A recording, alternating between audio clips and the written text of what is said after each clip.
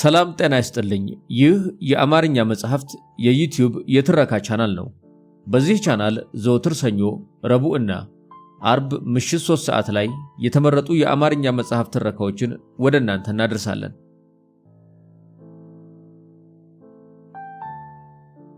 በዛሬው የትረካ ሰዓታችን የአዲስ አበባ ዩኒቨርሲቲ ባልደረባው ብርሃኑ ደቦጭ የድንቁርና ጌቶች ሞገሱን የገፈፉት ዩኒቨርሲቲ ከ1983 እስከ 2012 ዓ.ም በተሰኘው መጽሐፍ ውስጥ አንድሪያስ እሸቴ የዩኒቨርሲቲው ፕሬዝዳንት በነበረበት ጊዜ አንድሪያስ ስልጣኑን በመጠቀም የገባበትን የገንዘብና የአስተዳደራዊ ቅሌቶች እንዲሁም ኢህአዴግ መራሹ መንግስት የሚፈልገውን ዩኒቨርሲቲውን የማዳከም ተልዕኮ በተላላኪነት እንዴት እንዳስፈጸመ ያሰፈረበትን ምዕራፍ ወደ እናንተ እናደርሳለን። ትረካውን ማድመጥ ሲጀምሩ ቪዲዮ ላይክ ማድረግዎን አይርሱ። ቻናላችንን ሰብስክራይብ ካላደረጉ ሰብስክራይብ በማድረግ የቻናላችን ቤተሰብ ይሁኑ። እስከ ትረካው ማብቂያ ድረስ አብራችሁን ቆዩ።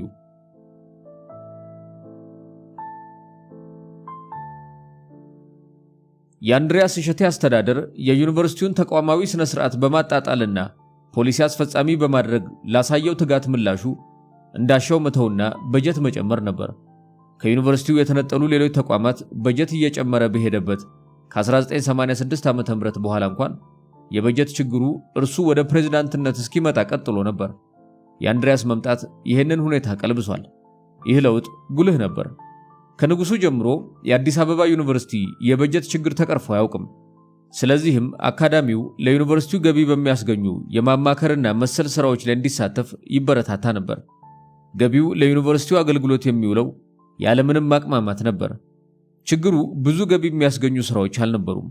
በተለይ በወታደራዊ መንግስትም ዘመን የዩኒቨርሲቲው የበጀት እጥረትም ልክ አልነበረውም።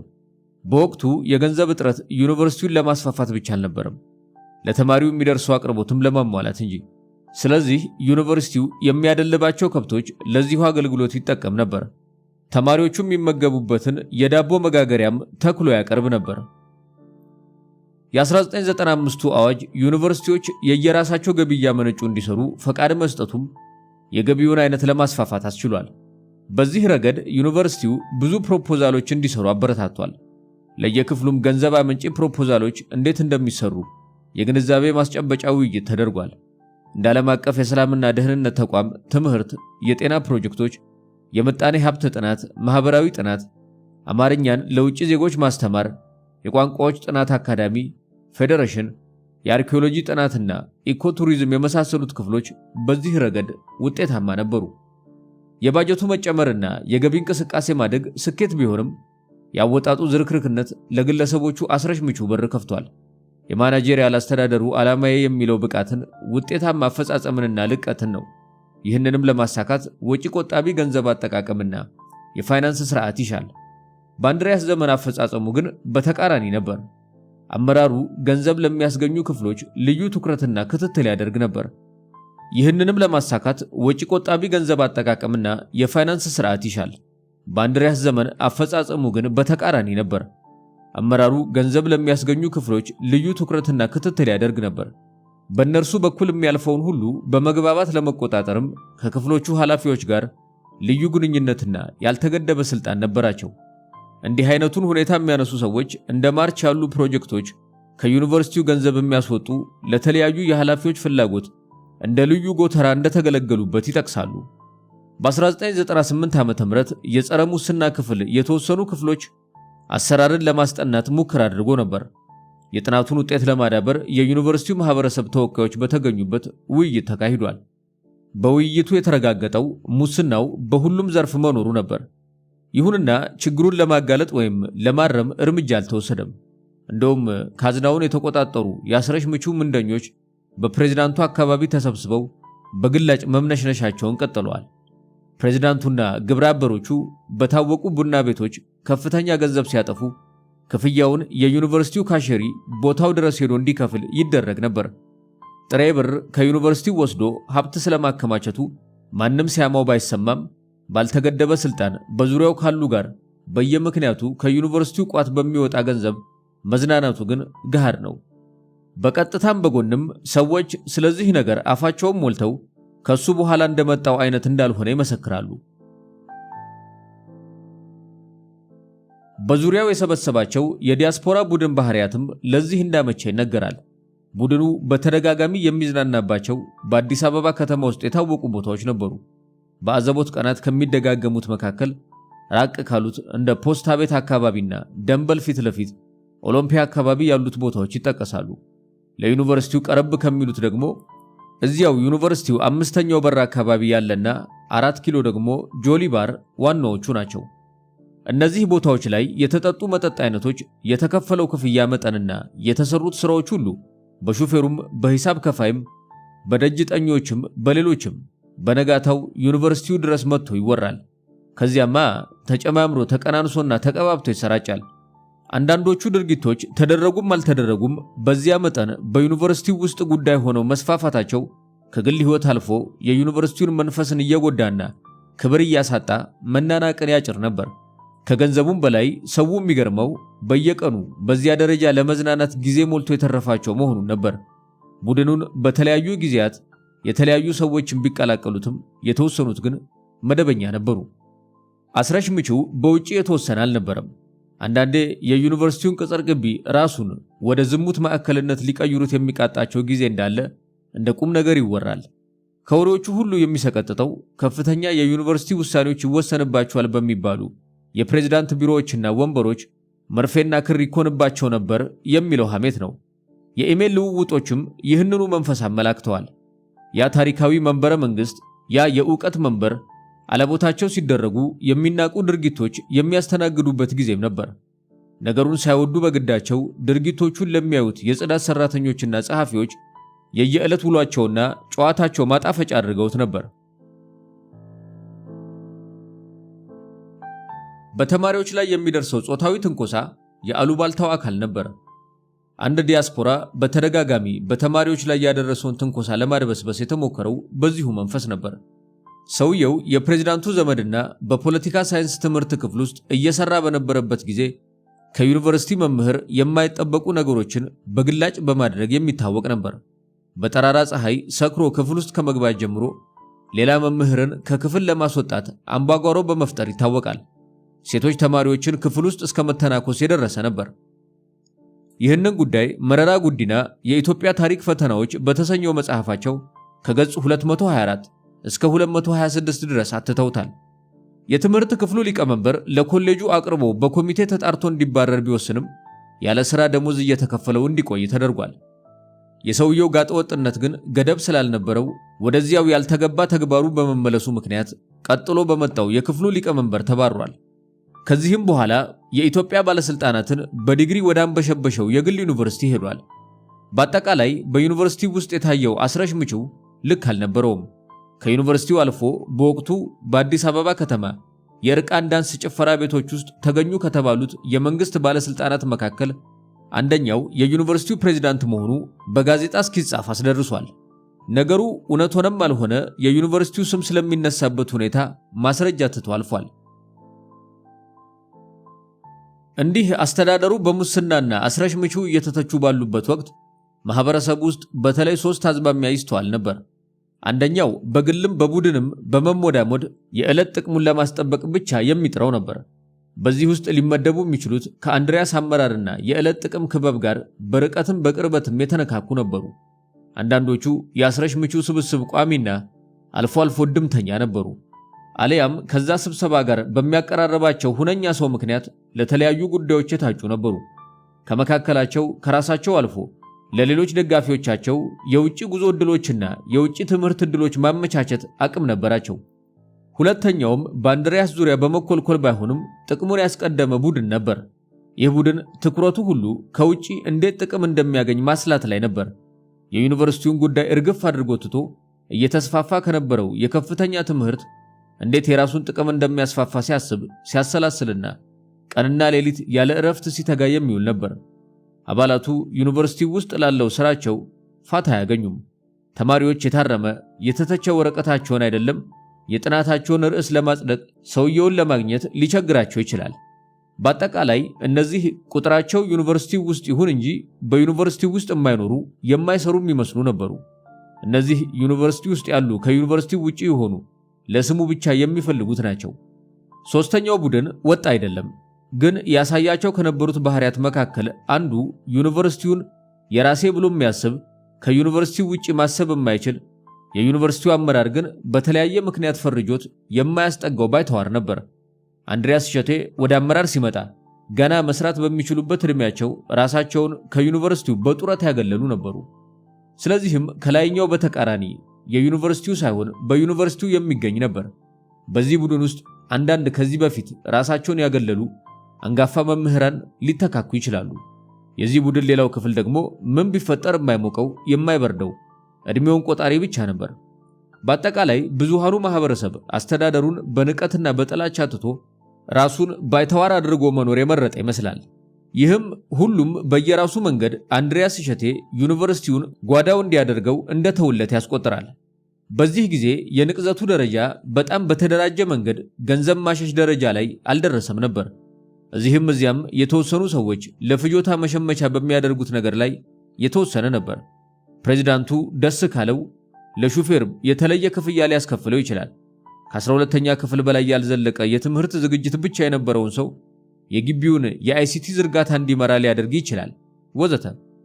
የተለያዩ የአይሲቲ ፕሮጀክቶችን ለዚሁና ሌላ አሁን አንድ የግል ቴሌቪዥን ጣቢያ ባለቤት ለሆነው ሰው በዘፈቀደ ሰጥቷል። ይህም ተመዝግቦ የተቀመጠ ነው።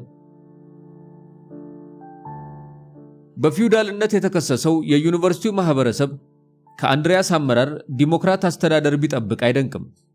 ከአንድሪያስ አስተዳደር ልፋፊዎች አንዱ ዲሞክራት መሆኑ ነበር። ፕሬዝዳንቱ በተማሪዎች ንቅናቄ ታሪክ ስም ያለው ነበር። በብሔር ጥያቄ ዙሪያ ቱምቱ ሌንጫ በሚል ስም በቻሌንጅ XI2 የጻፈው መጣጥፍ ተጠቃሽ ነው። ይህ ጽሑፍ እስከዚያ ጊዜ ከወጡት ሁሉ የተሻለ የተሰኘው ብርሃነ መስቀል ረዳ ለጻፈው ጽሑፍ የሰጠው ምላሽ ነበር። በአንጻራዊነት የኢትዮጵያን ታሪክና የማርክሳዊ ርዕዮት ግንዛቤን የሚያሳየ ነበር። በውጪ ዩኒቨርሲቲ የተማረ የኖረና ያስተማረ ስለ ዲሞክራሲ የሚያውቅ የሚባል ነበር። በስብሰባዎች ላይም ምሁራዊ ትንተና ሲሰጥ በሐሳብ የሚያምን ነፃ ሰው ይመስላል። የሰዎች ችግርን ማየት የማይወድም ነው ይሉታል። ዝናው ግን የህዋት ስርዓት አስተባባይ ሆኖ ከሚያደርጋቸው ነገሮች ጋር አይጣጣምም። በአብዮታዊ ዲሞክራሲ አቀንቃኝነቱ በራሱ አገላለጽ የብዙሃን ወገንተኝነት የስርዓቱ የጡት አባት ሆኖ ይታያል። በዚህም የስርዓቱን ወንጀል ለማድበስበስ ረጅም ርቀት ተጉዟል። በዚህ አቋሙ አንዳንድ ለእርሱ ቅርብ የሆኑ ሰዎች ጭምር ግራ መጋባታቸው አልቀረም። እነዚህ ሰዎች ሁኔታውን ከግል ህይወቱ ጋር ያያይዙታል።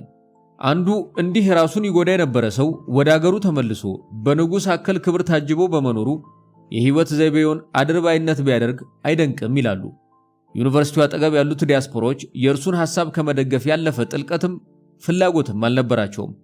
እንደ ልቡ የሚያደርጋቸውን ነገሮች እየተለማመደ ሲመጣ ደግሞ አሳማኝ ነገሮችን ለልቡም ለሌሎቹም እየነገረ ከአንድ ስህተት ተግባር ወደ ሌላ ስህተት ተሸጋግሯል።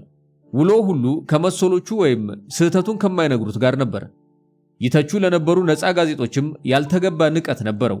ዩኒቨርሲቲ ውስጥ ለአንድ ቅርቡ ለነበረ ሰው አንድ ሰሞን አውርተው ይተውታል፣ ለእነርሱ ጆሮ መስጠት አያስፈልግም ብሎ ነግሮታል።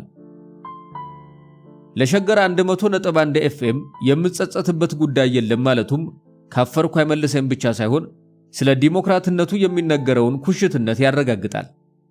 የፕሬዝዳንቱን አስመሳይነት በአደባባይ ከሚያጋልጡ አጋጣሚዎች አንዱ ለተማሪዎች እንቅስቃሴ ይሰጥ የነበረው ግብረ መልስ ነበር።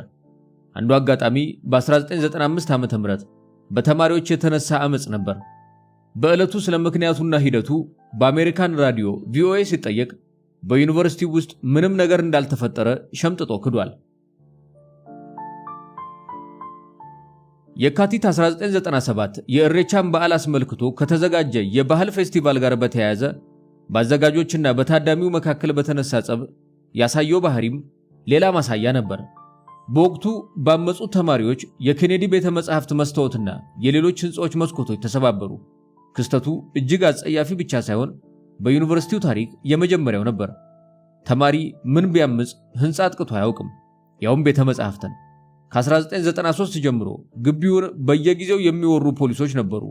የተማሪዎችን የመኝታ ክፍሎችን በር በእርግጫ እየሰበሩ ሸሽተው የሚደበቁ ተማሪዎችን የሚደበድቡት። ለማንኛውም ክስተቱን ተከትሎ የግቢ ፖሊሶች ጣልቃ ገብተው ፕሮግራሙ ተሰረዘ። በጀርባ በኩል ግን ሲቪል ልብስ የለበሱ ሰዎች ገብተው 6 ተማሪዎችን ወደ ጓሮ ወስደው ደበደቧቸው። እዚያም አሳደረው በማግስቱ ሌሎች 2 ተማሪዎችን ጨምረው ወደ አዲስ አበባ ወንጀል ችሎት መርማሪዎች ወሰዷቸው። በሚቀጥለው ቀን ተማሪዎቹ ተሰብስበው ዲኑን ተማሪዎቹ ወዴት እንደሄዱና የተቀሩ ተማሪዎችም አስተዳደሩ ከለላ ካልሰጣቸው እንዴት ሊማሩ እንደሚችሉ ጠየቁ። ዲኑም ስለ ሁሉም ነገር በ3ኛው ቀን አጣርቶ ሊመጣ ቃል ገባላቸው። በተባለው ቀን ግን የተባለው ቃል አልተፈጸመም። እንደውም ፕሬዝዳንቱና ምክትሉ መጥተው እንዲበተኑ አለበለዚያ የደህንነት ኃይሎችን እንደሚጠሩ አስፈራሯቸው። ይህን ባደረጉ በአንድ ሰዓት ውስጥ ፌደራል ፖሊስ ገብቶ ተማሪዎቹን በመኪና ጭኖ ኮልፌ ወስዶ በአሸዋ ላይና በፀሐይ ከአቅማቸው በላይ ስፖርት በማሰራትና በቂ ምግብ በመከልከል በትልቅ አዳራሽ ውስጥ በደረቅ መሬት ላይ በማስተኛት አሰቃየ። ተማሪዎቹን ጥፋተኛ መሆናቸውን እንዲቀበሉ ለማስገደድ ሲያቅተውም ፎቶ በማንሳትና ቪዲዮ በመቅረጽ 14ቱን ወደ ምርመራ ላከ። የተቀሩትንም ሁለተኛ እዛ ዩኒቨርሲቲ ድርሽ እንዳይሉ ነግሮ መታወቂያቸውን ቀምቶ ከካምፑ 4 ሆነው እንዲወጡ አዞ ለቀቃቸው። ልጆቹ ከገጠር የመጡ እንደመሆናቸውና ስማቸውም ወደ አካባቢያቸው ፖሊስ ስለተሰራጨ ቢመለሱ አደጋ ስለሚደርስባቸው ለዕለት ሕይወታቸው እየለመኑ መቆየትን መረጡ። በተማሪዎችና በመንግስት የፖለቲካ አዝማሚያ ሚዛን ውስጥ የዩኒቨርሲቲው ፕሬዝዳንት ምን መሆን እንዳለበት ያለቀለት ነገር ባይኖርም የራሱ የዩኒቨርሲቲው ታሪክ ብዙ ያስተምር ነበር። አንድሪያስ እሸቴ ግን ከተማሪዎቹ ሁኔታ ይልቅ መንግስትን ያሳጠዋል የሚለው ስጋቱ ይበልጥበት ነበር። ገጠመኙ እንዲህ አይነቱን ስሜቱን ፍንትው አድርጎ ካሳየባቸው አጋጣሚዎች አንዱ ነበር። ፖሊስ 329 ተማሪዎች መያዛቸውንና ከነርሱ ውስጥ 315ቱ መለቀቃቸው በተናገረ ጊዜ የዩኒቨርሲቲው አስተዳደር ተማሪዎች ለመመለስ የሚጠይቁ ቢሆን እንኳን ጥፋታቸውን አምነው ይቅርታ ካልጠየቁ አልቀበልም ማለቱ ነበር። በእስር ላይ ያሉትንም በየጊዜው ማስረጃ ለማሰባሰብ በሚል ደጋግሞ ቀጠሮ በመጠየቅ ተንገላተዋል። የኢትዮጵያ ሰብአዊ መብቶች ጉባኤ ኢሰመጉ ሰራተኞች ስለ ጉዳዩ ለመነጋገር ከአንድሪያስ እሸቴ ጋር ቀጠሮ ከያዙ በኋላ ቀጠሮን ሰርዞታል። አንድሪያስ ከመጀመሪያውም ተማሪዎቹን በመከፋፈል ከሚሰሩ የውስጥ አፋኞች ጋር አብሮ በትብብር ይሰራ ነበር። በዚህ ጊዜ ጠቋሚና አስመቺ ከነበሩት እዚያው ከተማሪዎቹ ጋር ይማሩ የነበሩ የህወሓት ኢህአዴግ አባላት ነበሩ። አንዱ ከጨረሰ በኋላ የኢህአዴግ ወጣቶች ክንፍ ሰብሳቢ ሲሆን፣ ሌላው ደግሞ ኋላ የአማራ ክልል ሴቶችና ህፃናት ቢሮ ኃላፊ ሆናለች። ከአንድሪያስ በፊት የህወሓት አባላት ቢኖሩም በግልጽ የማይታወቁ ነበሩ። አንዱ አባል እንደሚነግረን የከፍተኛ ትምህርት ተቋማትን የሚከታተለው መረሳ አባላቱ በፈለጉት እንዲንቀሳቀሱና ስለፈቀደላቸው ታይታን አይመርጡም ነበር። በአንድሪያስ ጊዜ የህወሓት አባላት እዩኝ ለማለት መደፋፈር የጀመሩበት ጊዜ ነው። የአንድሪያስ ሁኔታ የልብ የሰጣቸው የድርጅቱና የደህንነቱ ሰዎች በ1997 ዓ.ም ሚያዝያ 22 ቀን ዋናው ግቢ የተማሪዎች ማደሪያ ህንፃ 502 ውስጥ የተፈጸመውን ሁኔታ አስከትሏል። ይኸውም ተማሪዎች የትግርኛ ቋንቋ ፕሮግራም እያዩ ሳለ ቦምብ ተወርውሮ አንድ ተማሪ ተገድሎ ሌሎቹን ማቁሰላቸው ነበር። የተለያዩ ግምቶች ቢኖሩም ሆን ተብሎ በመንግስት የጸጥታ ሰዎች የተደረገ ነው የሚለው በእጅጉ ተቀባይነት ነበረው። እንደውም ኋላ በሌላ ጊዜ ታስሮ ሲፈታ የአክሱም ዩኒቨርሲቲ መምህር የሆነው ወልደ ስላሴ የዚህን ተልእኮ ፈጻሚዎችን እንዳሰማራ ከተለያየ አቅጣጫ ተነግሯል። ይህ ቢሆንም አንድሪያስ ወጥቶ ነገሩን አውጋዥ ሆኖ ቀርቧል። ስለ ፕሬዝዳንቱ አስመሳይነት እንደማሳያ ከሚጠቀሱ አጋጣሚዎች አንዱ ምርጫ 97 ነበር። ፕሬዝዳንቱ እንደ ብዙዎቹ የህወሓት ኢህአዴግ ሹመኛ በድባቡ በእጅጉ አለመደሰቱ አጠያያቂ አልነበረም። አንድ የቅንጅት አባል የነበረና ለብዙ ጊዜ ውጪ የኖረ ሶሺዮሎጂስትና ከአንድሪያስ ጋር በቤተሰብ ደረጃ ቅርበት የነበረው ሰው አስቀድሞም አንድሪያስ ቅንጅትን አናንቆ ይናገር የነበረ ከመሆኑ ሌላ ከውጤቱ በኋላ ቀውስ ሲፈጠር እንደው እሺ ብትባሉስ ኢትዮጵያ ልትመሩ ነበር ይለው እንደነበር ነግሮኛል። ምርጫው የዩኒቨርሲቲው ማህበረሰብም ልቡ የሸፈተ እንደሆነ ያሳየ ነበር። በሚያዝያ 30ው የተቃዋሚ ፓርቲዎች ሰልፍ ላይ ተማሪዎች በግልጽ ከየካምፓሳቸው ተደራጅተው ወደ ሰልፉ ሲተሙ ታይተዋል። ፕሬዝዳንቱ ለክብሩ ሲል እንኳን ሰብአዊነቱን ለማሳየት እንዳልቻለ የታየው ደግሞ ከምርጫው በኋላ በተከሰተው ቀውስ ነበር። ከታሳሪዎቹ አመራሮች ትላልቆቹ በአንድ ወቅት የዩኒቨርሲቲው አባላት ነበሩ። እርሱ ግን እስር ቤት ስለገቡ ሰዎች እንደ ሰብአዊ ሰው አንዲት በጎ ቃል ወይም ምኞት ለመግለጽ አልሞከረም። በኢትዮጵያ ጥናትና ምርምር ላይ ከፍተኛ ስም የነበራቸው እነ ፖዝዋንግ፣ ዶናልድ ክራሜ፣ ዶናልድ ሌቪና ወዘተ የመሳሰሉት በተለያዩ ዓለም አቀፍ የዩኒቨርሲቲና ከፍተኛ ትምህርት ማዕከላት የሚሰሩ ምሁራን ግን የኢትዮጵያ መንግስት ምሁራኑን እንዲለቅ ጥያቄ አቅርበዋል። ይህ ሁኔታ ዩኒቨርሲቲውን ክፉኛ አሳጥቶታል። አንድሪያስ እሸቴ ስለ ምርጫው ውጤት ተማሪዎች ያሰሙትን የተቃውሞ ድምፅ ለማፈን በተደረገው እንቅስቃሴ በማድረግ ወይም ባለማድረግ አክሽር ኦን ኢንአክሽን ተሳትፎ ነበረው። ለምሳሌ የመንግስት ኃይል ግንቦት 27 እኩለ ሌሊት የቅንጅት ደጋፊ ናቸው ያላቸውን ተማሪዎች መኝታ ቤት ድረስ በመግባት ለመውሰድ ሞከረ። ተማሪዎች ዶርም ተሰብስበው ድርጊቱን ከመቃወም አልፈው የህዝብ ድምፅ እንዲከበር፣ የምርጫውም ሂደትና ችግር በአግባቡና በህጋዊ መንገድ እንዲፈታና የተከለከለውን ሰላማዊ ሰልፍ ማድረግ እገዳ እንዲነሳ ጠየቁ። በረከት ስምዖን ነገሮችን ሁሉ እየገለበጠ በተረጎመበት የሁለት ምርጫዎች ወግ 2003 ዓ.ም በታተመው ገጽ 134 ላይ የአዲስ አበባ ዩኒቨርሲቲ ተማሪዎች አብዛኛውን ጊዜ ግቢያቸውን ሳይለቁ በር ላይ ተኮልኩለው የተሰረቀውን የወላጆቻችንን ድምፅ እናስመልሳለን የሚል መፈክር ያሰማሉ ብሎ የሚሳለቅበት ይህንን ጉዳይ ነው። በቀጣዩ ቀን አመጹን ለመቀጠል ወደፊት እንዴት ማድረግ እንዳለባቸው ለመነጋገር ስብሰባ ላይ ያሉ ፌደራል ፖሊስ ገብቶ እየደበደበ በመኪና ጭኖ ወደ ሰንዳፋ ወሰዳቸው። በዚህም ጊዜ ሆነ በኋላ ፕሬዝዳንቱ ችግሩን ለማለዘብም ሆነ ተማሪዎቹን ለመታደግ ይህ ነው የሚባል ነገር አላደረገም።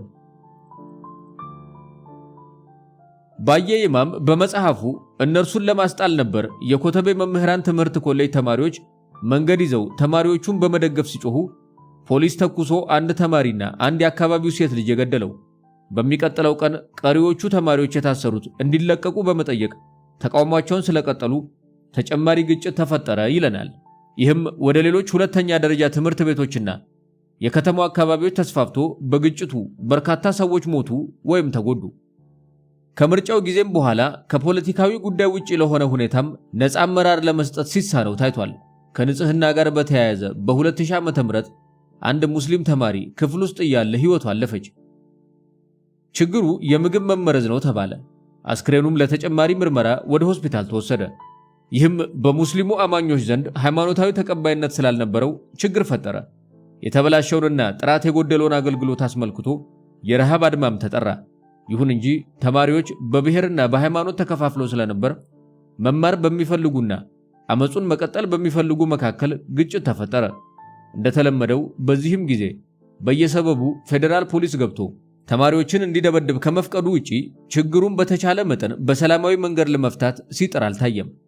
የፕሬዝዳንቱን በተማሪ ውስጥ የሚደረግ እንቅስቃሴን ሁሉ የማሳፈን አዝማሚያ የተረዱ ከታጋይነት ወደ ግቢው ፖሊስነት የተቀየሩ ሰዎችም አጋጣሚዎችን ለራሳቸው ፍላጎት ማስፈጸሚያ ተጠቅመውበታል። አልፈውም ያልተደረገ ሁነትን እየፈጠሩ ጥቅማቸውን ያሳድዱ ነበር። ዩኒቨርሲቲ ውስጥ አንዳች ነገር ሊፈጠር ሲል ተደርሶ ቁጥጥር ስር እንዳዋሉት የሚያቀርቡት ሪፖርት ጥሩ ማሳያ ነበር። ይህንን የሚያደርገው የጥበቃ ኃላፊ ካንዴም 2-3 በግቢው ውስጥ ሊበተን ሲል ተደርሶበት የተያዘ እያለ ያቀረባቸው ወረቀቶች ነበሩ።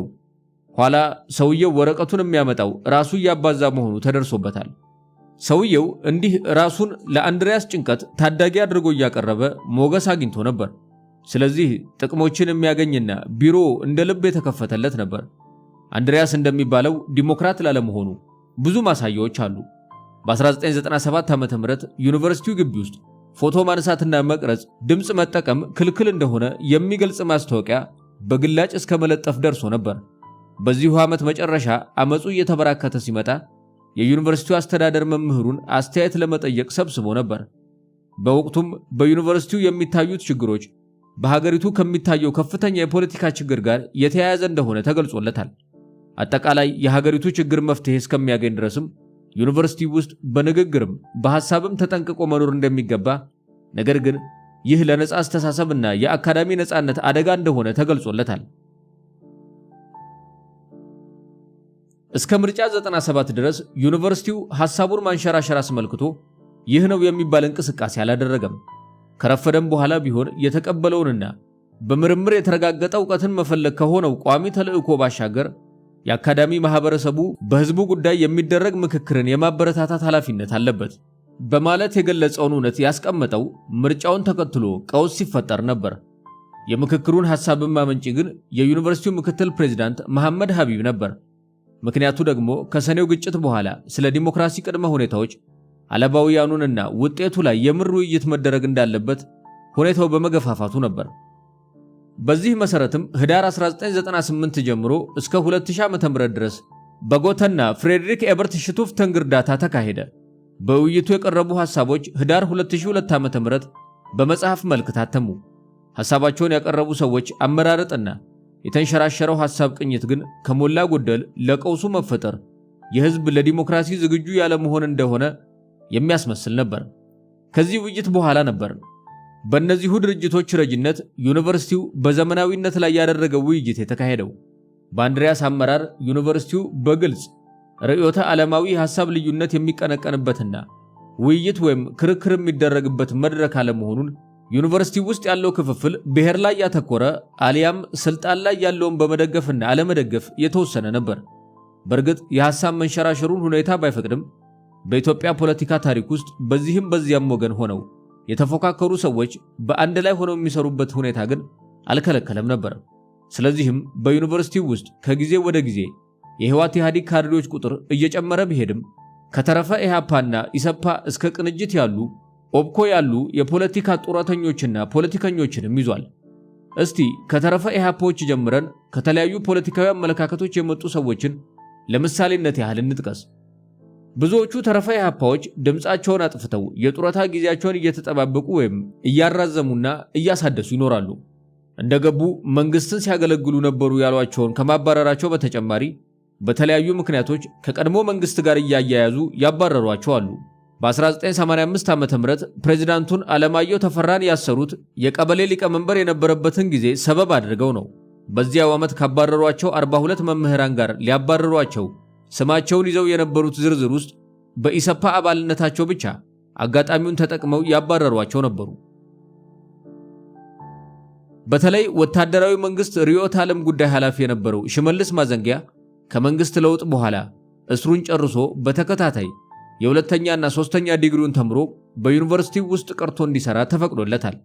ለኮሌጁ እንደ ነባር አባል ቢሆንም የሚኖረው ራሱን ደብቆ ነበር። ስራና ሃይማኖትን እንደ መሸሸጊያ ይጠቀማል። ሽመልስ ማዘንጊያ ኢሰፓ ፖሊት ቢሮ አባልነት ድረስ የደረሰ ቢሆንም ክፍሉ ታደሰ ያ ትውልድ ቅጽ 2 ገጽ 176 ላይ በመኢሶን ውስጥ ሰርጎ እንዲገባ የተደረገ ነበር ይለዋል አንዳርጋቸው ጽጌ ገጽ 352 ላይ። በዚህ ምክንያት ዶክተር ሽመልስ ማዘንጊያ በኢህአዴግ ዘመን ለተወሰነ ጊዜ ብቻ በኢሰፓነቱ ታስሮ ቶሎ እንደተለቀቀ ያስባል። ከተረፈ ኢህአፓዎች መካከል ለየት የሚሉት ራሳቸውን ወደ ቀንደኛ የኢህአዴግ አባልነት የቀየሩት ነበሩ። ብዙዎቹ በተለይ ደጋፊ ሰራተኞች ኋላ የአስተዳደር ሰራተኞች የተባሉ ወይም በተማሪዎች ዲን ጽሕፈት ቤት አካባቢ የሚሰሩ ነበሩ። ከመምህራን መካከል በጉልህ የሚታወቀው ካፖርቱ በመባል የሚታወቀው የቲያትር ትምህርት ክፍል መምህርና 42ቱ የዩኒቨርሲቲው መምህራን ሲባረሩ ለህወሓት ሰዎች ወሬ አመላላሽ የነበረው ሰው ነው። ተባባሪዎቹ መምህራን በማህበራቸው አማካኝነት ለመንቀሳቀስ ያደረጉትን ጥረት የማክሸፍ ሚናም ነበረው።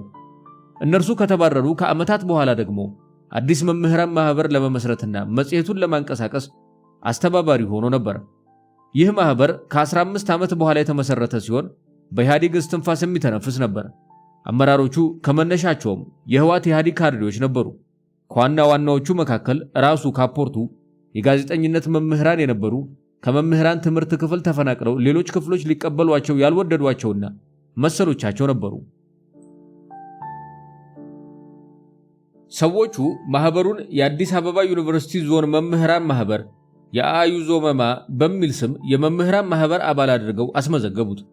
መንግስትም ወዲያው በቀድሞ ማህበር ስም የተመዘገበውንና ተይዞበት የነበረውን ገንዘብ ለቀቁለት። የዚህ ማህበር የመጀመሪያውም የመጨረሻውም ስም ያለው ስራ ግን አንዴ ብቻ አሳትሟት መቀጠል ያልቻለችው ውይይት ወይም ዲያሎግ መጽሔት ነበረች። መጽሔቷ ላይ የወጡ 4 መጣጥፎች አሉ። ሁለቱ ከታሪክ ጋር የተያያዙ ናቸው። በተለይ አንዱ የቀረበው ከላይ ካፖርቱ ባልነው የቲያትር ትምህርት ክፍል መምህሩና የአርታኢ ቦርድ አባል ነበር። ጽሑፉ በአቀራረቡም በእይታውም ማህበሩን በታሪኩ ነፃ አልነበረም በሚል የሚከስ ራሱ የማህበሩ መጽሔቶች ዳሰሳ ነው። ዳሰሳው ራሱ ግን ነፃ ያልሆነ ካድሬያዊ ነበር። በተለይ በ1985 ዓ.ም የመንግስት እርምጃ የተቋረጠውን መጽሔት አዘጋጆች አክፍቶ ለማጥላላት ሞክሯል። ካፖርቱ ውይይት ወይም ዲያሎግ ከተጀመረችበት ጊዜ ጀምሮ የወጡት ጽሑፎች ሲተች ከ1984 እስከ 1985 ድረስ ይወጡ የነበሩ ጽሑፎች ወደ ፖለቲካነት ያንደረድራቸው እንደነበርና በወቅቱ ኤዲተር የነበረው ሰው የአንድን የፖለቲካ ድርጅት በቀጥታ ኢህአዲግ ላለማለት አቋም ለማስጠላት ጸሐፊዎችን እየመለመለ እንደሚያጽፍ ከሷል። እዚያ ላይ ከወጡት ጽሑፎች ያላስደሰተው ስለ ኤርትራ ጉዳይና ስለ ታሪክ ጥናት የተጻፉት ነበሩ። እነዚህ ጽሑፎች በታሪክ ምሁራን የተጻፉና በየትኛውም መስፈርት ካፖርቱ ሊገመግማቸው አቅሙም ይፈቅድለት አልነበሩም። ከዚህ ባለፈ ማህበሩ ብዙ መጓዝ አልቻለም። ከመካከላቸው ለማህበሩ ሊቀመንበርነት ከመረጡት ሰውም ጋር መስማማት አልቻሉም። የስብስቡ አንዳንድ አባላት ግን በዩኒቨርሲቲው ስም የህወሓት ኢህአዴግን ወገን ለመደገፍና ሌላውን ለማጥላላት የሚውሉ የፕሮፓጋንዳ ተረኮች በማቅረብ ይታወቃሉ። ጋዜጠኞችን ለማሳደድና ለመምታት በሚዘጋጁ የማቀነባበሪያ ዶክመንተሪ ፊልሞች ላይ በተለይ ተሳታፊ ነበሩ። ካፖርቱ ደግሞ በዩኒቨርሲቲው ለብአዴን መልማይ አሰልጣኝና አሳዳጊ ሆኖ የዩኒቨርሲቲው የፓርቲ ጉዳዮች ድርጅት ሰላቂና አስተባባዮቹን አሰማሪ ነበር። በአንድም በሌላም በተለይ ከኢሃፓና መኢሶን ጋር የተያያዘ ታሪክ ያላቸው ነበሩ። አንዴ በአንድ ቦታ በመካከላቸው ተቀምጬ ከነበሩት 5 ሲኒየር መምህራን መካከል 4ቱ ከ3 እስከ 7 ዓመት የታሰሩ ነበሩ። በሌላ አጋጣሚ በአንድ ከኢሃፓ መጽሐፍ ጋር በተያያዘ ስብሰባ አብሬያቸው የተቀመጥኳቸው ሰዎች ሁሉም ስለ ዘመኑ በልዩ ስሜት ሲያወሩ አይቻለሁ።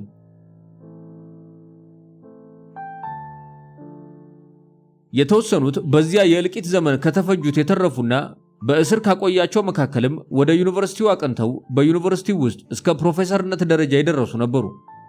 የ1983ቱን ለውጥ ተከትለው ወደ ሀገር ቤት የመጡ ጥቂቶችም ነበሩበት። ጥቂቶቹ ዛሬም ሶሻሊስት ነኝ፣ ኢሃፓ ነኝ ወይም መኢሶን ነኝ ለማለት ቢዳዳቸውም ከፓርቲ ፖለቲካ ርቀዋል። ስለዚህ በተቻለ መጠን የግል ሕይወታቸው ላይ ያተኮሩ ናቸው። በሙያቸው በጣም የሚታወቁ በማህበራዊ ሳይንስ ዘርፍ፣ በታሪክ፣ በፖለቲካ ሳይንስ፣ ቋንቋዎች ትምህርት ክፍሎች ውስጥ ቢገኙም በተፈጥሮ ሳይንስ አካባቢ ያሉ አንጋፋ መምህራንም አሉበት። ከእስር ከተፈቱት መካከል በዩኒቨርሲቲው ውስጥ ሆነው ፖለቲካን በተቃውሞ ለመቀላቀል ከቻሉት ብቸኛ ተጠቃሽ ሊባል የሚችለው ፕሮፌሰር መረራ ጉዲና ብቻ ነበር ማለት ይቻላል። የኢሃፓ ነገር ከተነሳ በዘመኑ ምንም ያላደረጉም አሉ። በጆሊ ጃኪዝም የተተቹ ነበሩ። ከእንዲህ አይነቶቹ ጭምር ግን ራሳቸው ከትግሉ ዘመን ታጋዮች ጋር የሚጠጋጋው ቀላል ቁጥር አይደለም። ሁልጊዜ መስመሩ ላይ የሚቆሙ ማንነታቸውን አጉልተው የማያሳዩና ከየዘመኑ መንፈስ ጋር ውስጥ ለውስጥ የሚጓዙ አክሮባቲስቶችም ነበሩ። አንዱን ለመጥቀስ የመኢሶን አባል የነበረና ድሮም ውስጥ ለውስጥ መስራት የሚወድ የፖለቲካ ሳይንስ ሰው አለ። ባልንጀሮቹ በደርግ ጊዜም በድብቅ መሳሪያ እስከመታጠቅ ይደርስ እንደነበር ያስታውሳሉ።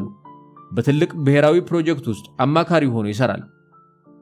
ለየት ካሉት መካከል አስቀድሞ የኢሃፓ አባል የነበረና ተገልብጦ የከፍተኛ 15 ገራፊ ሆኖ ብዙ ሰዎች ላይ በደል አደረሰ የሚባለው ተጠቃሽ ነው። ኢሃፓ የነበረን ሰው በደርጎቹ ተይዞ ጥፋቱን አምኖ እየመራ የኢሃፓ ጓዶቹን ያስይዝበት የነበረው ሁኔታ ነው። በነሲቡ ስብሃት ወይም አሉላ ፍጹም ነው እምነቴ፣ ቀይ ሽብር፣ የከፍተኛ 15 እውነተኛ ታሪክ አዲስ አበባ በተሰኘው 2007 ዓ.ም ባሳተመው መጽሐፍ ገጽ 174 ላይ ጸሐፊው ይህንን መምህር ከታሰረ በኋላ ወዲያው የአብዮቱን ካምፕ ተቀላቅለናል በማለት በርካታ እስረኞችን ባስያዙትና ባሰቃዩት ስም ዝርዝር በኩል መዝግቦታል። ይህ ሰው ከ1983 ዓ.ም ለውጥ በኋላ ታስሮ ቅጣቱን ጨርሶ ከዚያ ወጥቶ ትምህርቱን ጨርሶ በዩኒቨርሲቲ ውስጥ ማስተማር ብቻ ሳይሆን በተከታታይ ትምህርት ክፍል ውስጥ ኃላፊነት ተቀብሎ ያገለግል ነበር። አሁን በትምህርት ፍኖተ ካርታው ዙሪያ በትምህርት ሚኒስቴር በኩል ኃላፊነት ይዞ እየሰራ ነው። ህወሓት ከተማሪዎችና መምህራን የመለመለቻቸው ቢኖሩም ክብደት ያላቸው በተለያዩ ምክንያቶች ከህወሓት ተለይተው ወደ ዩኒቨርሲቲው የገቡ ነበሩ። እነዚህ ሰዎች ከጥበቃ ኃላፊነት እስከ ተቋማት ዳይሬክተርነት ደርሰዋል። አንዳንዶቹ በ1993 ዓ.ም የህወሓት ክፍፍል ከህወሓት የተለዩ፣ ሌሎቹ በሙስናና ሌሎች ችግሮች ከድርጅቱ ኃላፊነት የለቀቁ፣ ቀሪዎቹ ደግሞ በትምህርት ይማር ስም ገሸሽ የተደረጉ ነበሩ። የኋለኞቹ ብዙም ባይሆኑ በጥቂት ትምህርት ክፍሎች ውስጥ ተበትነዋል። በተማሪነት ሳሉ የድርጅቱ አባል በመሆናቸው በዩኒቨርሲቲው የተቀጠሩና አባልነታቸውን የቀጠሉም አሉ። በቁጥር አናሳ ቢሆኑም በኦህዴድ በአዴንና ደህዴን ውስጥ የተመዘገቡ ተስፈኞችም ነበሩ። እነዚህ መሰረታዊ ድርጅቶችን አቋቁመው የአዲስ አበባ ዩኒቨርሲቲ የበአዴን ወይም ኦህዴድ ደህዴን ወይም ህወሓት መምህራንና አስተዳደር ሰራተኞች መሰረታዊ ድርጅት በሚል ይንቀሳቀሳሉ። በፓርቲው ውስጥ ያልተመዘገቡና የየዕለት ውሏቸው ሳይቀር ፖለቲካዊ የሆኑ በብሔር የሚቧደኑ ሰዎች ነበሩ። እነዚህ የተለያየ ዳራ ያላቸው ሰዎች ተወጣንቅጠው ቢኖሩም በወቅታዊ ፖለቲካ ግን ሐሳባቸውን በነጻነት ሲያንሸራሽሩ ነበር ማለት አይደለም። ኢህአፓና መኢሶን ቀንደኛ ነን የሚሉት ለልዩነታቸው ምክንያት የሆኑት ድርጅቶች በኢትዮጵያ ፖለቲካ ውስጥ ስለሌሉና እነርሱም ከድርጅቶቻቸው ጋር ያላቸው ግንኙነት ስለተቋረጠ ፋይዳ የላቸውም። ባህሩ ዘውዴ ኋላ ዘ ኩዌስት ፎር ሶሻሊስት ኢትዮጵያ ዩቶፒያ በሚል ርዕስ ላሳተመው መጽሐፍ መረጃ ለማሰባሰብ ናዝሬት አዳማ ላይ በጠራው የ2 ቀን ስብሰባ ላይ ከሁለቱም ወገን ሰዎች ተሰብስበው ነበር። አንዱ አንዱን በመውቀስ ስብሰባው በመግባባት አይካሄድ ይሆናል በሚል ስጋት ተሰብሳቢዎቹ ከስሜታዊነት በጸዳ መልኩ ክስተቱን ብቻ እንዲያስቀምጡ ከመነሻ ዕቅድ ለማስያዝ ጥረት መደረግ ነበረበት። ተሰብሳቢዎቹ የተረኳቸው ትውስታዎች ዶክመንቲንግ ኢትዮጵያን ስቱደንት ሙቭመንት ተብሎ በማህበራዊ ጥናት መድረክ ታትሟል።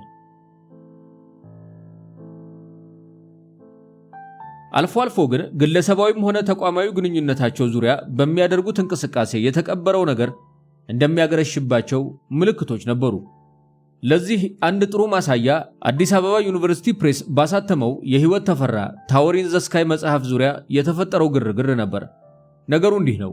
የእርሷ መጽሐፍ ሊታተም በሂደት ውስጥ እያለ የዩኒቨርሲቲው ፕሬስ ዳይሬክተር የዩኒቨርሲቲው ምርምር ምክትል ፕሬዝዳንትም ስለነበር ሌላ አዲስ ዳይሬክተር መሾም ነበረበት። ነገር ግን ምክትል ፕሬዝዳንቱ በቀጥታ የፕሬስ ቦርድ ሊቀመንበር ስለሆነ የአዲሱ ዳይሬክተር የቅርብ ኃላፊ ሆኖ ይቀጥላል። የህይወት መጽሐፍ ህትመት የተጠናቀቀው አዲሱ ዳይሬክተር ከመጣ በኋላ ነው። ሆኖም የቀድሞ ዳይሬክተር ጸሐፊዋን አሳምኖ ረቂቁን ስላመጣና ሂደቱን ሁሉ የተከታተለው እርሱ ስለነበር የመጽሐፉን ምርቃት ለኃላፊነት ማጠናቀቂያ አድርጎ ወስዶታል። ስለዚህም መጽሐፉ እንዲመረቅ ሐሳብ አቀረበ። አዲሱ ዳይሬክተር ምክንያቱ ግልጽ ባልነበረ ሁኔታ የመጽሐፉን ምርቃት ለማስተጓጎል ምክንያት መደርደር ያዘ። መከራከሪያ አድርጎ ያቀረበው ለሁሉም መጽሐፍት የማስመረቂያ መስፈርት ይውጣ የሚል ነው። የቀድሞ ዳይሬክተር ደግሞ ዓመቱ እየተጠናቀቀ በመሆኑ ለወደፊቶቹ የማስመረቂያ ፖሊሲ ይውጣ፣ እስከዛ ግን ዘንድሮ የታተሙትን ማስመረቅ ይቻላል የሚል ነበር። በዚህ መሰረትም አስፈላጊ ወጪም እርሱ ከሚመራው ቢሮ አስመድቦ ምርቃቱ ወይም ውይይቱ በጥሩ ሁኔታ ተካሄደ። ይህ እንግዲህ አላስደሰተውም ነበር ማለት ነው። ነገሩ ግልጽ የሆነው ኋላ ነው። መጽሐፉ ብዙዎች የወደዱት በመሆኑ በተፈለገው መጠን በአፋጣኝ ተደጋግሞ ስላልታተመ ጸሐፊዋ ቅሬታ ነበራት።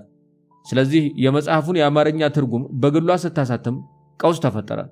ምንም እንኳን ጸሐፊዋ ለፈጸመችው ስህተት ፕሬሱም አስቀድሞ ግልጽ ባለማድረጉ አስተዋጽኦ ቢያደርግም የአሳታሚነት መብቱን አደጋ ላይ የሚጥል ስለሆነ ዝም ብሎ ሊያዩ አይችልም።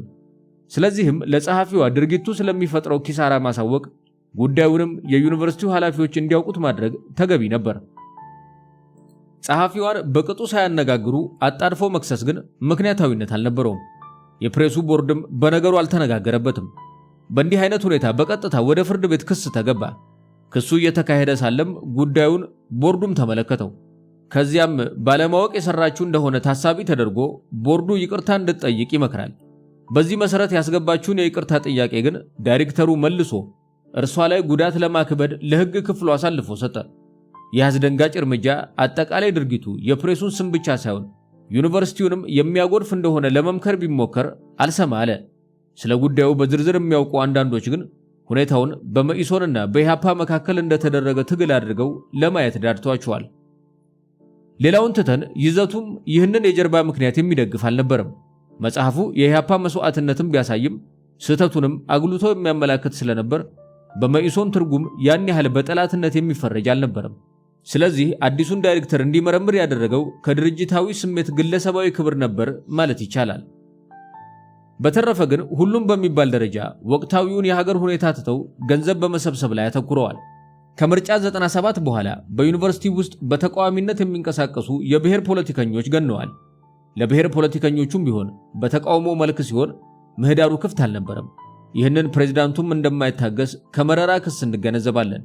መረራ ጉዲና በራሱ ላይ ከደረሰበት ተነስቶ ህወሓት ኢህአዴግ የትምህርት ክፍል ሊቀመንበርነትን እንኳን በሪሞት ኮንትሮል እንደሚቆጣጠር መስክሯል። መረራ ጉዲና የትምህርት ክፍሉ ሊቀመንበር ሲሆን አንድሪያስ እሸቴ በርግጎ አስጠርቶት በሌሎች ስለሚጠረጠርበት ነገር ነግሮ እንዲጠነቀቅ መክሮታል። በተማሪዎች ምርቃት ቀን እንዳይጠራ ማድረግ ብቻ ሳይሆን የፕሮፌሰርነት ጥያቄውን ያስቀረበት ሁኔታውም አስመሳይነቱን ያሳጣ ነበር። መምህሩን ለመከላከል ቅንጣት ፍላጎት አለማሳየቱም ለአስመሳይነቱ ምስክር ነው። ትችቱ በኮሌጅ ደረጃ የነበረውን ልዝብ ዲንም ቢመለከትም በሰጠው የንባብ ሥራ ላይ የማይፈለግ ስም ተጠቅሷል በሚል የተደበደበውን መምህር እንደ ግል ጉዳይ ተትቷል። መምህሩም ሥራ ለቋል። በሌላ በኩል ደግሞ ለህወሓት ኢህአዴግ ዓላማ የሚያገለግሉ ሰዎችን እየመለመለ ያሰማራ ነበር። ምርጫ 97ን ተከትሎ የተከሰተውን ቀውስ ለማጣራት የ1997ቱ የመንግስት እርምጃ ከመጠን በላይ አልነበረም የሚያሰኝ ሪፖርት ለማስቀረብ የመረጣቸው የገመቹ መገርሳና ዶክተር መኮንን ዲሳሳ ተግባር ጥሩ ማሳያ ነበር።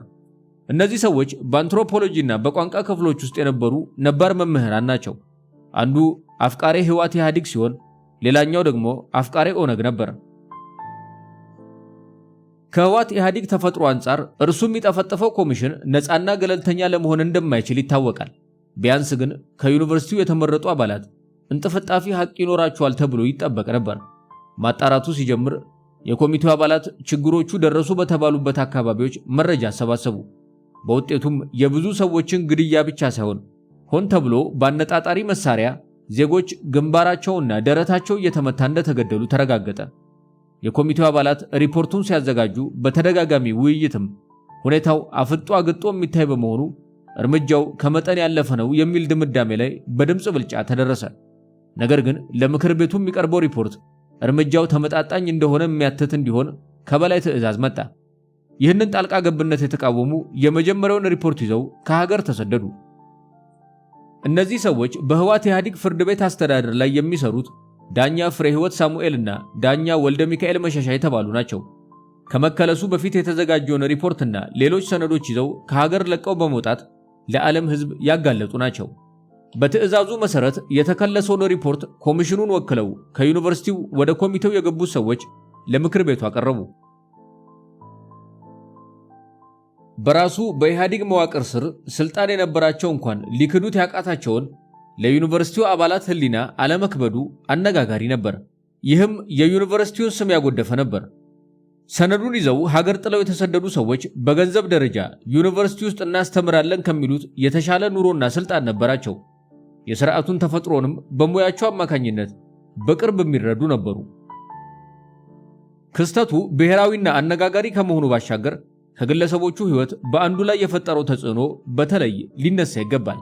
ሰውየው የኮሚሽኑን ሪፖርት ለፓርላማ አባላት ሲያቀርብ ሐቁን መካዱ የተሰማት ባለቤቱ በወቅቱ ሕክምና ትከታተልበት በነበረችበት ሆስፒታል ሳለች ሐዘኑንና ድንጋጤውን መቋቋም ስላልቻለች ሕይወቷ አለፈ። ስለ ንቦናውን ለመጠበቅም ፕሬዝዳንቱ የዲፕሎማትነት ሥራ ሰጠው። ለትንሽ ጊዜ ሰውየውን ገለል ለማድረግ ሜክሲኮ ከተላከ በኋላ ወደ ዩኒቨርሲቲው ተመልሷል። በቢሮውና አካባቢው ስድብ እየተጻፈበት እንደሆነ በተደጋጋሚ ለግቢው ደህንነት ክፍል ለማመላከት ተገዷል። በማህበራዊ ህይወቱ የተገለለም ሆኗል። እዛም ብዙ ሳይቆይ ከተመለሰ በኋላ ዩኒቨርሲቲው የተለያየ ጥቅም እያገኘ እንዲቀጥል ተደርጓል። እርሱም የኢህአዴግ ደጋፊ ፕሮፌሰሮችን በማሰባሰብና የዩኒቨርሲቲው ፕሬዝዳንት አማካሪ ሆኗል። የአንድሪያስ መጨረሻ። የኢትዮጵያ ሚሊኒየም በብሔራዊ መግባባት ሲበሰር ፖለቲካዊ ምህዳሩ ላይ ለውጥ ይመጣል የሚል ተስፋ አጭሮ ነበር። ይኸው ስሜትም በዩኒቨርሲቲው አስተዳደር ላይ ሊጋባ ይችላል የሚል እምነት ፈጥሮ ነበር። የፕሬዝዳንቱ የጤንነት ችግር እየተባባሰ መሄድም ማሻሻያ እንደሚኖር ተስፋ ጭሯል። በዚህም ወቅት አንድሪያስም ከዩኒቨርሲቲው ማህበረሰብ ውስጡን የሚሰማውን ተቃውሞ ለማለዘብ የሚረዱ ሰዎችን ለማልመድ መጀመሩ እንደ ተስፋ ሰጪ እርምጃ ተወስዶ ነበር። በየኮሌጆቹና ፋክልቲዎቹ በነቃፊነት የሚታወቁ ሰዎች ነበሩ። ስለዚህም ከመካከላቸው ብዙም ለክፉ የማይሰጡ የተባሉ ሰዎችን ባሉበት ክፍል ኮሌጅና ፋክልቲ የኃላፊነት ቦታ መስጠት ተጀመረ። እውነትም ይሄ ስትራቴጂ ሰዎቹ ያስተዳደሩ አካል በመሆናቸው በሚፋጠጡት ሐቅ ስለሚባዝኑ ወይም ስለሚደክማቸው እንደ በፊቱ ትችታቸውን እንዳይቀጥሉ አድርጓቸዋል። በዚህ ረገድ ትልቅ እርምጃ በነ ዮሐንስ አድማሱና ሌሎች አማካኝነት አዲስ የከፍተኛ አመራር ስብስብ ለመፍጠር የተደረገው ሙከራ ነበር። ይህ ማላመድ በአንድሪያስ ዘመን የመጨረሻዎቹ ምክትል ፕሬዝዳንቶች ወደ አስተዳደሩ እንዲመጡ አስችሏል። ይህ መጽሐፍ መጨረሻ ደረጃ በደረሰበት ጊዜ የሳይንስና ከፍተኛ ትምህርት ሚኒስትር የነበረችውና ሌሎችም እነርሱም በበኩላቸው ሌሎችን ከማግባባታቸው ባሻገር ያለ ውትወታ ሌሎች ጥቂት ሰዎች እንዲሳቡ ረድቷል። ከነዚህ መካከል በቀጥታ የፓርቲ አባል ያልሆኑና በዩኒቨርሲቲው ትውፊት ውስጥ ያለፉ ነበሩበት። በ2000 እና 2001 ዓ.ም በዩኒቨርሲቲው ካምፓሶች መግቢያ በሮች ላይ የተሰቀሉ ባነሮችና መፈክሮች የስብስቡ ራዕይ ስለ ዩኒቨርሲቲው ከፍታ እንደነበር ያሳዩ ነበር። ይህ መንፈስ ዘላቂነት እንደሌለው የሚያሳዩ ክስተቶች በሀገራዊ ፖለቲካ መታየት የጀመረው ግን በአጭር ጊዜ ውስጥ ነበር። የመጀመሪያው በምርጫ 2002 የምርጫ 97ን ትውስታና ድባብ ለመቀልበስ ህወሓት ኢህአዴግ ፓርላማውን ሙሉ ለሙሉ አሸነፍኩ ማለቱ ነበር። ይህም ከመቼውም ጊዜ በላይ ህወሓት ኢህአዴግ የትኛውንም የሀገሪቱን ተቋማት አምኖ ለራስ በራስ ነፃ አስተዳደር እንቅስቃሴና እድገት ሊተወው እንደማይችል አረጋገጠ። ትምህርትን በተመለከተ በዚሁ ዓመት ባወጣው የከፍተኛ ትምህርት ተቋማት አዋጅ ዝርዝር ማስፈጸሚያ አዋጅ ይህንኑ መንፈስ ግልጽ አደረገ። የአዋጁ ማዕከላዊ አንድምታ ዩኒቨርሲቲው ከሌሎች ተቋማት የማይለይ መሆኑን ገሃድ ማድረጉ ነበር። ዩኒቨርሲቲውን ሰብረነዋል ለሚሉት የግልብጥ ህወሓቱ ዶክተር አድሃኖ ኃይሌ አይነት ጉራ እውንነት ህጋዊ ማስረጃ ነበር። ይህ አዋጅ የአንድሪያስ እሸቴ ተልእኮ መፈጸሙም ማረጋገጫ ነበር። ነገሩ በአጠቃላይ አንድሪያስ እሸቴ ለ1995ቱ አዋጅ አስፈጻሚነት ተሾመ። ለ2002ቱ አዋጅ ለማስፈጸም አልበቃም። የቢሮውን ደረጃ እንኳን ለመውጣት እስኪያስቸግረው የተባባሰበት የፕሬዝዳንቱ ህመምና እርጅና ለህወሓት ኢህአዴግ አዲሱ ሁኔታ የሚመጥን አልነበረም። ለአንዳንዶች ፕሬዝዳንቱ የቀረው ነገር ቢኖር ድምፁ ብቻ ነበር። ለማንኛውም አንበሳ ሲያረጅ የዝንብ መጫወቻ ይሆናል እንዲሉ ለጊዜው እርሱን ለማጥላላት ድርጅታዊ እንቅስቃሴውን ያጧጧፉት ከተቃዋሚዎቹ ባላነሰ የህወሓት ኢህአዴግ ሰዎች ነበሩ። እንከኖቹን በህቡ በሚጻፉ መረጃዎች መልቀቅ ተጀመረ። ጽሑፎቹ ከሁለቱ አቅጣጫዎች የሚመጡ ነበሩ። አንደኛው የተማሪዎች ቡድን ሲሆን፣ ሁለተኛው ደግሞ ስማቸው ያልተጠቀሰ የመምህራን ቡድኖች ነበሩ። የተሰራጩት ጽሑፎች በተለያዩ የሙስና ስርዓት የተዘፈቀ አሰራር፣ የአንድሪያስና በስሩ ያሉ አስተዳደሮች ድክመትን የሚያነሱ ነበሩ። ፖለቲካዊ አዝማሚያዎችም ጎሳ ላይ የተኮሩ መሆናቸው ይታወቃል። ትችቱ ግን ሐቀኝነትና ግልጸኝነት የሚጎለውና በቡድንተኝነት የተደረገ ነበር። አንድሪያስ በህወሓት ኢህአዴግ ፍቅር የሚታማ ባይሆንም የአንደኛው ቡድን ትችት የኢህአዴግ አባላትን ያገላል የሚል የስልጣን ጥያቄ ነበረ። ምክንያቱም ከሚሊኒየሙ በኋላ ለማላመድ አንዳንድ እርምጃ ሲወስድ ለደረቅ የህወሓት ኢህአዴግ ካድሬዎች ስልጣን ለመስጠት አልተመቸውም። ካድሬዎቹ ትንሽም ቢሆን ረቀቅ የማለት አቅም አልነበራቸውም። ግቢው ውስጥ በመምህራን ማህበር ስምና በቀጥታ በፓርቲው መስመር የሚንቀሳቀሱ አሉ። በፖለቲካው ረገድ የድርጅታቸው አመራር ውስጥም በመተካካት ስም ሽማግሌዎቹ እንደሚነሱ ተነግሯል። በቀጥታ የዩኒቨርሲቲውን ሹመት መተካካት ባይመለከተውም አጋጣሚው አንድሪያስን ለመገዳደር አነቃቅቷቸዋል። ሁለተኛው በወቀሳው ተሳታፊ ቡድን ፕሬዝዳንቱ ወደ ስልጣን ሲመጣ በዩኒቨርሲቲው ቦታ ስለተነፈገው አመጣጥነዋለሁ ሲለው የነበረውን ብሔርን ወደ ስልጣን እናመጣለን የሚል ስብስብ ነው። የዚህ ቡድን ቅሬታ ደግሞ ብቁ የሆንበትን ስልጣን በማንነታችን ተከልክለናል የሚል ነበር። እነዚህ ላይ ከምኑም የሌሉበት ከዩኒቨርሲቲው ትውፊት አንጻር የፕሬዝዳንቱን ዝርክርክ አስተዳደርን የሚተቸው ቡድን ሲታከልበት ሰውየው አንዱንም ሳያረካ እንደቀረ ያረጋገጠ ነበር። በድረገጽ የተሰራጩ ጽሑፎችን ዋነኞቹ አሰራጮች የሁለተኛው ቡድን አባላት እንደነበሩ ይገመታል። አንዱ አሰራጭ ነው የተባለ ሰው የኢትዮጵያ ጥናትና ምርምር ተቋምን ዳይሬክተርነት የተከለከለ ነው ይባላል። ዞሮ ዞሮ በድረገጹ እንደተላለፈው የፕሬዝዳንቱ ቻርላታን ወይም አስመሳይ አመራር እንኳን የሌሎቹን የህወሓት ኢህአዴጎችንም ፍላጎት ለማሳካት እንዳልቻለ ማረጋገጫ ሆኗል። በመጨረሻም ፕሬዝዳንቱ ከየካቲት 25 ቀን 2003 ዓ.ም ጀምሮ በሚኒስትር ማዕረግ የጠቅላይ ሚኒስትሩ አማካሪ ሆኖ መሾሙን የሚያስታውቅ ደብዳቤ ከአቶ መለስ ዜናዊ ስለደረሰው ከኃላፊነቱ ለቋል። የአንድሪያስ መነሳት 3 ጉዳዮችን አስከትሏል። አንደኛው ከሶስቱ ቡድኖች ማን አሸነፈ የሚል ጥያቄ ነበር። ሁለተኛው አንድሪያስ ከፕሬዝዳንቱ ስለተነሳበት ሁኔታ የነገረንን የሚያመለክት ነበር። ሶስተኛው በዩኒቨርሲቲው ላይ ያስከተለውን ውጤት የሚመለከት ነው። የጤናው ጉዳይ አከራካሪ አልነበረም። በመጀመሪያው ጉዳይ የእርሱን መነሳት ተከትሎ በተሾመው ሰውና በረበበው ድባብ ከሶስቱ ቡድኖች መካከል ካድሬው በአሸናፊነት ማጠናቀቁ ተረጋገጠ። ሁለተኛውን ለመረዳት የፕሬዝዳንቱን ደብዳቤ መመልከት ያስፈልጋል። ደብዳቤውን ለዩኒቨርሲቲው ማህበረሰብ የጻፈው የጠቅላይ ሚኒስትሩ ደብዳቤ በተጻፈ በቀናት ውስጥ ነበር። በደብዳቤው ለመልቀቅ ከወራት በፊት ጥያቄ ያቀረበ መሆኑንና ለመልቀቄ ምክንያቶቼ ናቸው ያላቸውን 3 ጉዳዮች ለዩኒቨርሲቲው ማህበረሰብ ገልጿል። አንደኛው በቦታው ላይ ብዙ ላለመቆየትና በወጣትና ተስፋ የሚጣልበት አመራር መንገድ ላይ ላለመቆም ነው።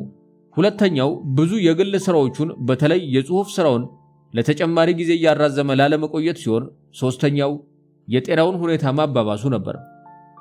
አንደኛውና ሁለተኛው ምክንያቱን ግን በተግባር ማሳየት አልቻለም። ምክንያቱም እርሱ ተነስቶ ወር እንኳን ሳይሞላ በእርሱ ፈንታ ዶክተር አድማሱ ጸጋዬ የተባለ ከዩኒቨርሲቲው ውጪ የመጣ ሰው እንዲተካው ተደረገ። አንድሪያስ ያለውን ወጣትና ተስፋ የሚጣልበት አመራር አዲሱ ሹመኛ ሲመጣ በእርሱ ፍላጎት ከበላዩም በነበሩ ሰዎች ትዕዛዝ ጠራርጎ በካድሬ ተክቷቸዋል። በተመሳሳይ ሁለተኛ ምክንያቴ ስላለው የጽሑፉ ስራም እስካሁን ቁጭ ብሎ ስለመጻፉ አንድም ፍንጭ አልተገኘም። ይሄ የሁል ጊዜ ድክመቱ ነበር። እስከዛሬ ከተጻፈው አዲስ ነገር መጻፍ ካልቻልኩ ለምን እጽፋለሁ የሚል አቋም አለው። ይህ ግን ድክመትን መሸፋፈን ነው። የእርሱ አስተዋጽኦ ተብሎ የሚጠቀስለት ከፈረንሳይ አብዮት ትሩፋቶች ያልተሸፈነው የወንድማማችነት ጽንሰ ሐሳብ ላይ አለው የሚባለው ሥራ ነበር። ሐሳቡ ለእኩልነትና ለነጻነት የተሰጣቸውን ያህል ለወንድማማችነት ትኩረት አልተሰጠውም የሚል እንደሆነ ተናግሯል። ይህንንም ቢሆን ለማሳተም አልቻለም። የካድሬዎቹን ማሸነፍ ዩኒቨርሲቲ ውስጥ ለነበሩ ተስፈኞች አስደንጋጭ ነበር። በዚህ ሰው ሹመት ዋናዎቹ ተሳታፊዎች ምክትል ጠቅላይ ሚኒስትር ኃይለማርያም ደሳለኝ፣ የትምህርት ሚኒስትር ደመቀ መኮንንና የደቡብ ክልል መስተዳደር ፕሬዝዳንት ሽፈራው ሽጉጤ ነበሩ። ዓላማቸውን ደግሞ ሽፈራው ለአድማሱ ጸጋዬ ሹመት በተዘጋጀው ድግስ ላይ አዲስ አበባ ዩኒቨርሲቲን ደህና አድርጎ የሚደረምስልን ቡልዶዘር አገኘን በማለት በድፍረት ነበር የተናገረው። በሽኝቱ ዝግጅት ላይ የታደመ ሰው ይህንን ነግሮኛል። እውነትም ካድሬዎቹ የዩኒቨርሲቲው ምህዳር የናኙበት ወዲያው ነበር። መጀመሪያ የተሰናባቹን ፕሬዝዳንት ዝርክርክነት እንደ አዲስ ግኝት በመለፈፍ መንገድ የአዲሱን ፕሬዝዳንት ተቀባይነት አስረገጡ። በተለይ የፋይናንስ አስተዳደሩ የትችቱ ማጠንጠኛ ነበር። ገንዘብ የሚገኝባቸው ተቋማት ላይ ሰዎች በልዩ ዕውቅና እንደተመደበባቸው፣ የዩኒቨርሲቲው ሀብት በግለሰቦች ስም አካውንት እንደወጣባቸው፣ በዘፈቀደ ደሞዝ የከፈለባቸው ነበር ስለተባሉ ተቋማትና በከተማዋ በዩኒቨርሲቲው ስም በዘፈቀደ ብዙ ሚሊዮን ብር በየወሩ የሚከፈልባቸው የኪራይ ህንፃዎችና መሰል ጉዳዮች ብዙ ተባለ። የተተኪው ፕሬዝዳንት ማንነት ግን ጥያቄ ማስነሳቱ አልቀረም። አንዱ አንድሪያስ እሸቴ ለጠቅላይ ሚኒስትሩ ካለው ቅርበት አንጻር ስለ አዲሱ ፕሬዝዳንት ሹመት አልተነጋገሩበትም ነበር ለማለት ማስቸገሩ ነበር። ከተነጋገሩበት ደግሞ ጥያቄው ለምን አንድሪያስ የተሻለ ሰው እንዲተካ ለማድረግ አልፈለገም ወይም አልቻለም የሚል ነበር። የጥያቄው ምላሽ የተለያዩ አስተያየቶችን ጋብዟል። አንድሪያስ የተፈለገበት የዩኒቨርሲቲውን አከርካሪ የመስበር ተልዕኮ ስለተረጋገጠ የዩኒቨርሲቲው ጉዳይ ለምክትል ሚኒስትሩና ትምህርት ሚኒስትሩ ተትቶ ስለነበር እነርሱ የራሳቸውን ፍላጎት አደረጉ የሚለው አንድ መላምት ነው። ይህ ደግሞ ሌሎች የህወሓት ኢህአዴግ አባል ድርጅቶች ኃይል እንዳላቸው እንዲሰማቸው በማድረግ ለውስጣዊ የድርጅቱ ጥንካሬ መበጀቱም ተጨማሪ ምክንያትም ሊሆን ይችላል። ሌላው ነገሩን ከራሱ ከአንድሪያስ አንጻር ያየው ነበር። ይኸውም ራሱ አንድሪያስስ ከእርሱ በኋላ የተሻለ አስተዳደር መምጣቱን አይፈልግ ይሆን የሚለው ነበር። ወደፊት እንደሚታየው አዲሱ ሹመኛ እንደሆነ አይነት ባይሆን ኑሮ በአንዳንድ ጉዳዮች አንድሪያስ ማረኝ የሚሉ ሰዎች አይኖሩም ነበር ባዮች ናቸው። መለስም ቢሆን ዩኒቨርሲቲው ላይ ከያዘው ቂም አንጻር ዩኒቨርሲቲውን የበለጠ ያዋርድልናል መስሎት ነው የሚሉም አሉ። ይህን አስቦበት ያደረገው ከሆነ ለአቶ መለስ በአንድ ድንጋይ ሁለት ወፍ እንደማለት ነበር። እውነትም አዲሱ ፕሬዝዳንት ገና ከመውጣቱ ስለተዝረከረኩ ነገሮች መናገሩን ሲሰማ አስቀድሞ ይመራው በነበረው በሐዋሳ ዩኒቨርሲቲ በፋይናንስ ክፍል ላይ እርሱ ከቦታው ከመልቀቁ በፊት ስለደረሰው ቃጠሎ እያነሳ አመድ በዱቄት ይስቃል ማለት ጀመረ።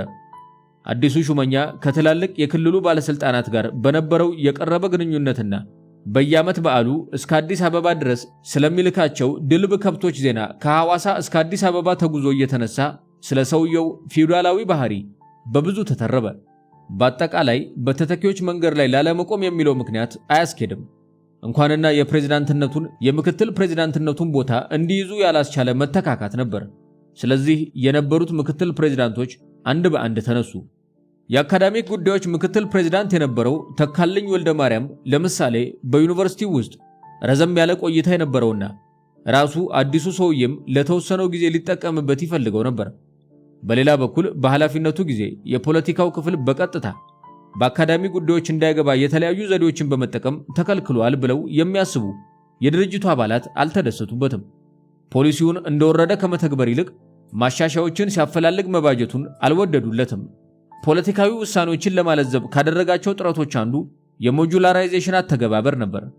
በእርሱ ሙግት እስከ ፒኤችዲ ዲግሪ እንዲተገበር የታዘዘው ሞጁላራይዜሽን ከሁለተኛ ዲግሪ እንዳያልፍ ተደርጓል። አላቃረብ ያላቸው ካድሬዎች በተለይ ጥላቻቸው ግልጽ ነበር።